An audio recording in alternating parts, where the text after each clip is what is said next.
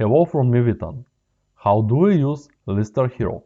Automatic, no API listing software with zero chance of flagging by eBay. Everything is done on your local PC client side. This simulates manual listing for eBay, only much faster. Now we need to accept the cookies. On the main page, you will find full instructions manual on how to use it. Sign up for free and install the Lister Hero Chrome extension. Fill your Lister Hero email password, check the box below and click register. Now you need to log in with your PayPal. Just agree to that and you will receive 14 days full free trial of the software. Next step is to install the Chrome extension. Open Chrome Web Store, search for Lister Hero and click Add Extension. You need to get username and password from your email address, inbox and login. Now everything is ready to use.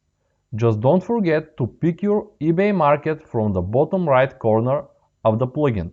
You need to open eBay Seller Hub and activate it before use the software. Let's open the Amazon. eBay doesn't detect this plugin as software.